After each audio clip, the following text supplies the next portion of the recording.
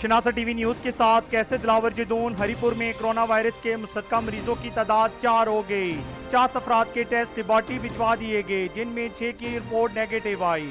مزید جانتے ہیں نمائندہ شناسا ٹی وی نیوز ہری پور محمد عارف سے۔ جی عارف۔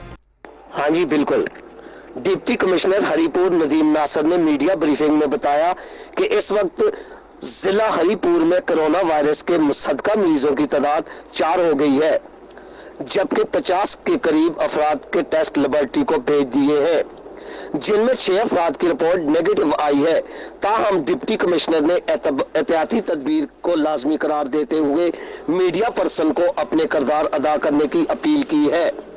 ایک سوال کے جواب میں انہوں نے کہا ہے کہ صوبائی حکومت کے احکامات کی روشنی میں ہری پور قرنطینہ سینٹر بنائے گئے ہیں، جن میں 1000 مریضوں کی گنجائش موجود ہے۔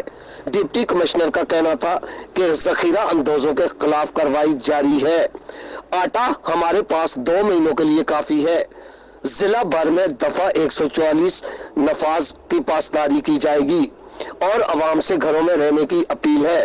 جی یہ تھے نمائندہ شناسا ٹی وی نیوز ہری پور محمد عارف، جو ہمیں ہری پور میں کرونا وائرس کی اپڈیٹ سے آگاہ کر رہے تھے۔ اپنے علاقے میں کرونا وائرس کی اپڈیٹ جاننے کے لیے دیکھتے رہیے شناسا ٹی وی۔ ساتھی رپورٹر محمد عارف کے ساتھ کیسے دلاور جدون، شناسا ٹی وی، حسن عبدال۔